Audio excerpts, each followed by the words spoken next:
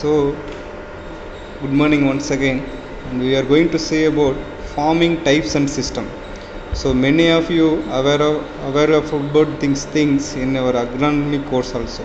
So, what is the difference here? Is it will deal with the economic importance. So, let's see what is farming type and farming systems are, and what all the different types are. So, farming type. So, what type of farming we are undertaking in our field, whether it is a diversified farming or specified farming, mixed farming, dry farming, ranching. So, these are all influenced by the environmental factors. So, this diversified farming, all these farming types are influenced by the environment. So, how we are, the nature has allowed us to do the farming. So first we will see about specialized farming or specified farming. So in this, a single commodity or a single crop. So we know that we farmers, what they will do, they will go for many crops, like they can go for paddy, and they will produce livestock. They will have this poultry unit and fish farming or apiary. So they will have multiple ventures, multiple enterprises. So among this, a particular unit might give more income to the farmer. So that is called specialized farming. That means he will earn more amount from the particular enterprise. For example, paddy. So when the farmer is called as a paddy farmer, what does that mean? Means, so the farmer earns more income from the paddy crop only. So we can say that he is a sugarcane farmer, tobacco farmer, or poultry farm, or sheep farm, or fish farm. So based on its economic revenue. So we will see the definition. When a farm business unit derives more than 50% of its income from a single enterprise. So more than 50% of income from a single enterprise, it is called specialized farm. So for example, we can say the paddy farming, sugarcane farming, and tobacco farming, etc. So among the possible crop and livestock enterprises taken by the farmer, one particular crop or livestock enterprise contribute more than 50% of the total farm income. Okay, so we will see what is the advantage in this thing. So this is the example resembled in pie chart. So we know that if we take it as a 100%, the farm income as 100%, this pie chart explains 100%. So the subsidiary enterprises, so these things will contribute less than 50%. So if this is like this, so it is 50%, and this one is 50%, equally divided into half and half. So if it is less than this, then it is called the specialized farm. So main enterprise occupies more income. Okay, so here what will happen? Better utilization of land will be there, then better management will be there, then less requirement of equipment. When we say that he is a sugarcane farmer, he will require less machineries for his work. Then increase in skill of the farmer. When he does more and more of a particular commodity, the skill will increase. So it will allow him for better marketing also. It will allow for better marketing also.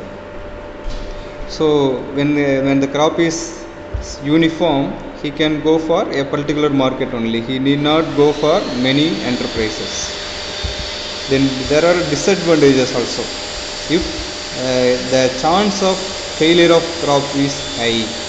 So when we are going for sugarcane, but the price may go down, or any particular disease or pest attack will be there. So failure of crop is more. Then non-utilization of produce.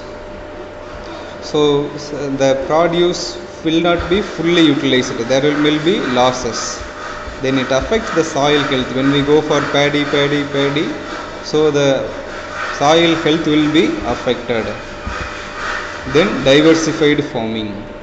The second one is diversified farming. It is opposite of specialized farming. What here we will do is we go for many more enterprises, so that many more enterprises contribute but not as high as 50%.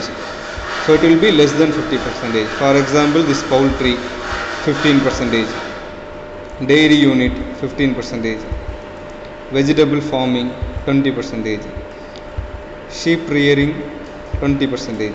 So like that, so it will contribute, but the total income will not be more than 50%.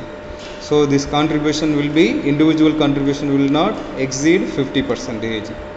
Okay, so this is the difference between specialized farming and diversified farming. What happened here will be, the advantage will be more, the risk will be very less here. Okay, so it is also known as general farming. So we farmers mostly use this method only.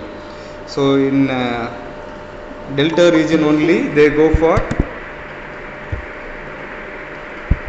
this specialized farming. In most of other cases diversified farming is followed. So advantage is better utilization of farm resources. So in the same farm we have different places where the water will be higher, water will be low. So based on that we will go for all type of crops. Instead of paddy we can go for many crops, many enterprises. So that will yield more income, and regular stable income will be we can get. But in case of monocropping or specialized farming, what will happen? Only after the harvest only we can get the price. Here, so one crop will mature first. Livestock will give us daily income. So poultry will give us monthly or 2-month interval income. Sheep farming will give 6 months income. So grains will give 1 year income. So similarly, so the diversified farming, we reduce the farm risk. So there will be flow of income throughout the year. So these are all lacuna in the specialized farming. So disadvantage, ineffective supervision. We can't supervise all the crops. So if it is a single crop, we can go for a particular practice of for example spraying chemicals. So here the chemicals will be applied to one crop at some time and another crop at some other time. So it will, the supervision will be difficult. So it requires more machineries. For each operations we need more machineries and technologies. Then marketing insufficiencies.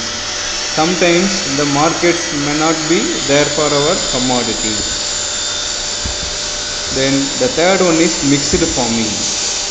So here mostly the crop production mingled with livestock production. So it is very common in our India. So in every house you can see a dairy farm along with a crop. So this is the situation majorly found in India. So where we go for this cow or buffalo for milk production and cash crops and vegetable crops. So this is called mixed farming. Here also we can note that it will not give more than 50%. They are all giving less than 50%. So this also to be noted. So what they will do, the residues from the crop production will be given to the livestock. So as a manure.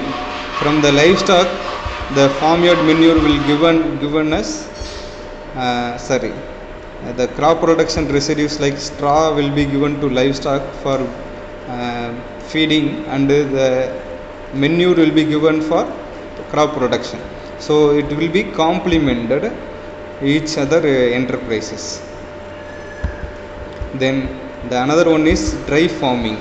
So dry farming means it's growing of crop under rain-fed condition or entirely dry land conditions.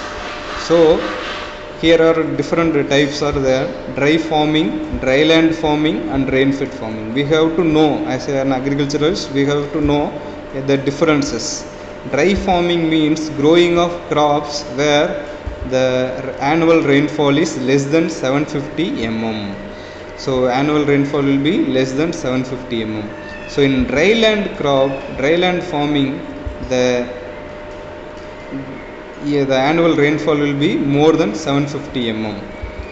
So in rain-fed farming, here the rainfall will be high, the surface water will be available, so they will go for this rain-fed farming. So it is majorly in the Sivaganga area, Sivagangai.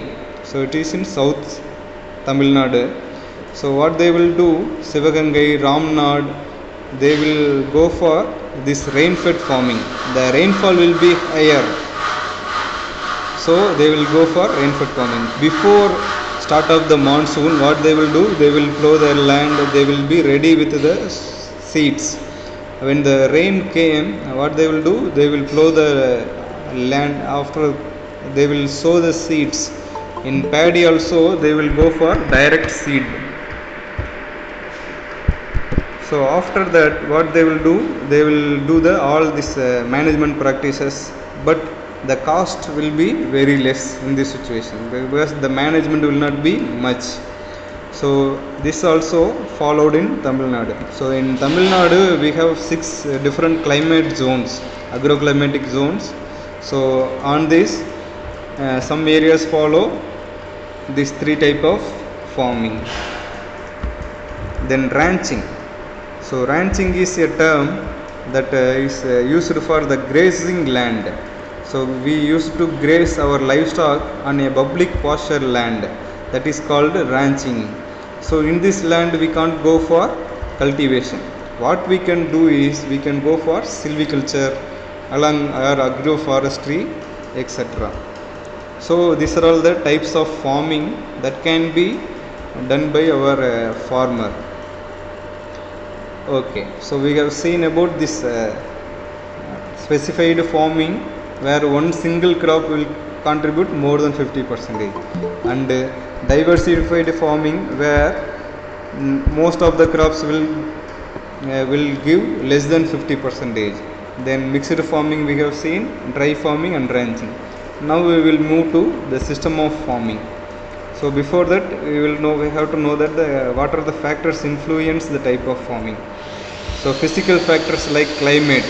So as we know, whether it is a dry farming or specialized farming, anything, the climate is major responsible. Soil type, topography. Topography means the undulations in a farm, the slope or the soil structure, etc. will represent the topography. Then economic factors like relative profitability. So in a delta region, they have to go for either paddy or sugarcane in order to get more income. So they have to seek for more profit. Then availability of funds. So if the farmer has more money, he can go for this monocropping. So he can go for highest technologies. So if he has less money, he can go for diversified farming or mixed farming.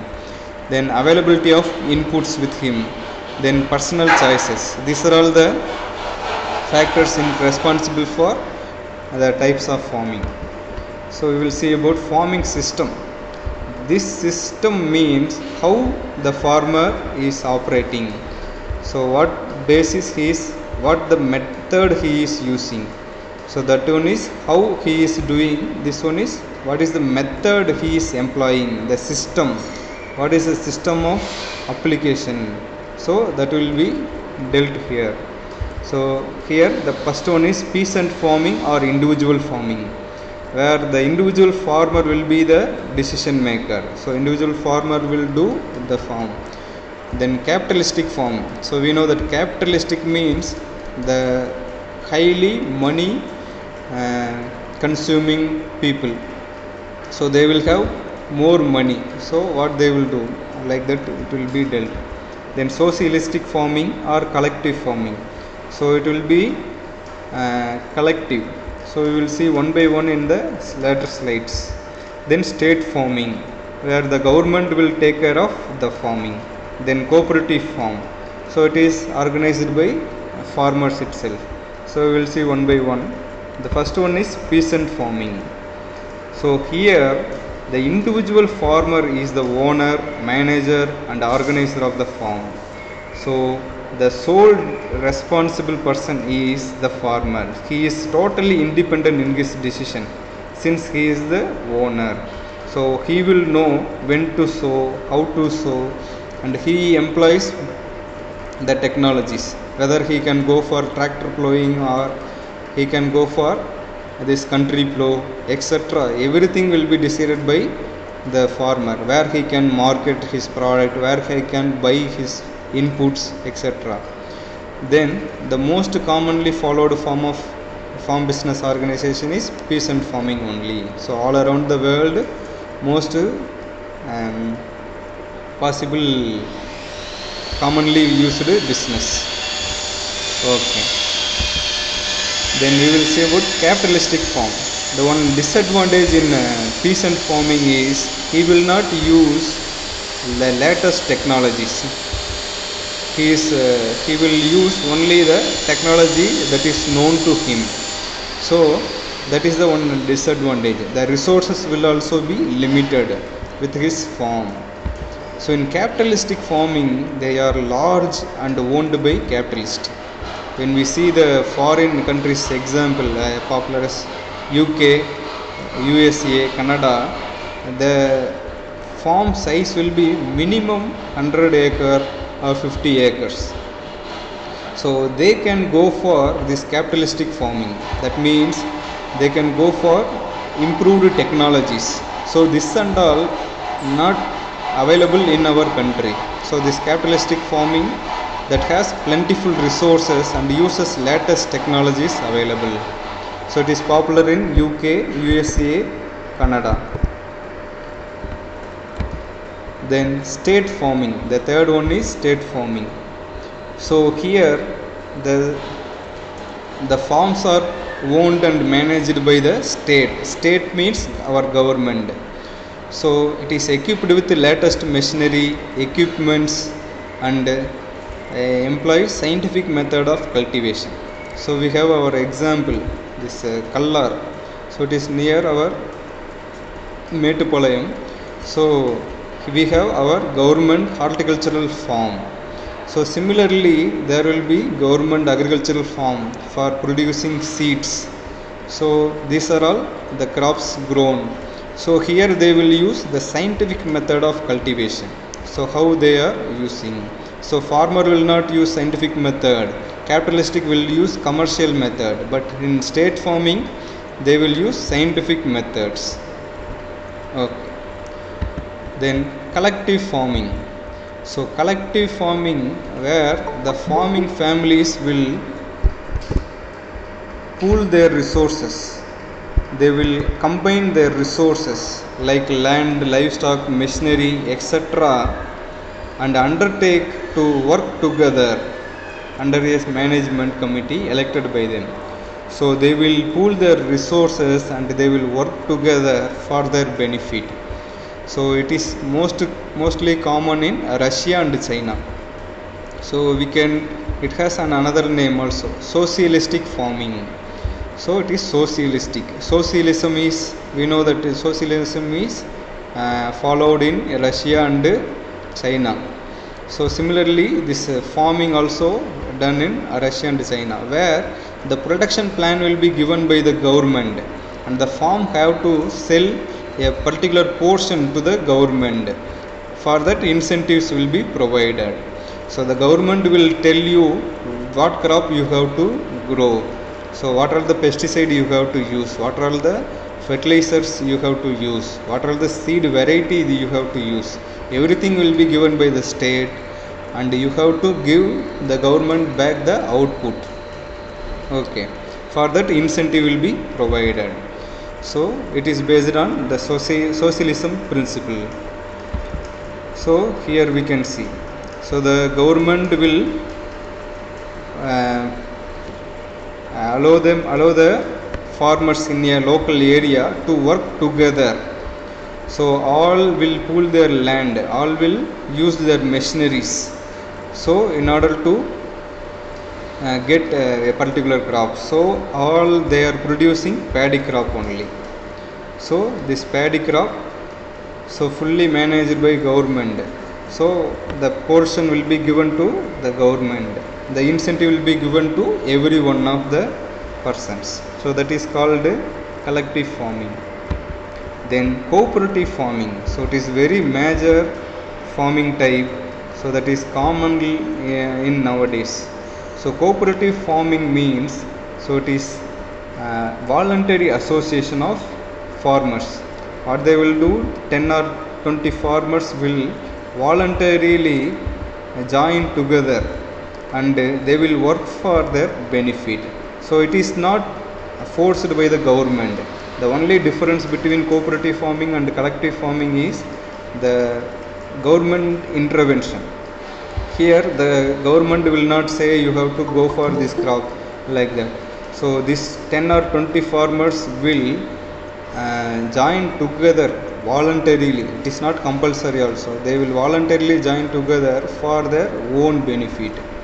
So persons unite voluntarily and pool their lands and resources and cultivate lands jointly for their mutual benefit. We have different types here. So cooperative better farming society, cooperative joint farming, cooperative tenant farming and collective farming. So we will see one by one. So this is farmers cooperative. What will happen, the farmers were fooled by the intermediaries. That will be avoided in farmers cooperative, because 20 farmers, when they join together, they can make big change. They can sell their own product, they can bargain inputs, they can bargain the output price also. So this will make them very strong. So that can be sold out of a outlet also. Okay, we will see about cooperative better farming. So here 10 or more cultivators will join together and form this cooperative better farming society. The ownership and operation is individual. So each one will, the land will be in their name and the operations will also be individual. So this is person A means he will go for some crop, person B he will go for some crop. What the only thing is, all the member abide by a plan of cultivation adopted by the society. For example, for A they might give given tomato crop, for B they can go given for potato, so some other person paddy, so like that they will give. So that will be abide by the members. So they will give the best technologies and they will give the inputs, the society will give the inputs, but the operation will be individual and the ownership will be individual. So this is the cooperative better farming society. Then cooperative joint farming society. Here the ownership is individual and the farming will be joint, that means operation will be collective. So what will they will do, the individual owners merge their land and resources, but what they will do, they will do the work jointly. So the land of A and land of B will be merged together. So this will be merged together and they will work, A and B will work in order to get better results. So this is called cooperative joint farming society. Then cooperative tenant farm. So tenant means the landless people who rent the land. So landless people organize into a farming society. Here the ownership is collective but the operation is individual. So what they will do, this all these landless people they will rent a land, and the ownership will be of all. Ownership is collective, that means all the persons. Let's say that 10% is there, all 10 will have equal ownership, but the operation is individual. So they will divide the farm into many pieces and they will operate it individually. So the society plans the best cultivation of the land. So they will give what crops you have to grow. The society will care for requirements and marketing practices, and the rent is paid to the society. So all these 10 owners will pay the rent to the society for their own benefit. The shares, the profit will be shared among the owners. Then cooperative collective farming. So in cooperative collective farming, so the ownership as well as operations are collective. So everything will be taken back by the society. So they will be given incentives for their work. The members do not have any right on the land. The members work jointly and they are paid for the volume of work they have contributed. So here no ownership will be there and no single operation can be done by single farmer. So everyone will work together. So these are all the systems of farming. How the method of farming. So in this system of farming we have seen about peasant farming, where single farmer and he will use very basic methods only according to his knowledge. Then capitalistic farming, he will use large machineries, large scale farming will be done. Then state farming, the government will use the scientific methods of farming. Then collective farming, government will decide. Cooperative farming, so cooperatives based on their mutual concern they will decide. So today we have seen about this farming types and farming systems. So thank you Nandal. So if you have any doubts you can ask.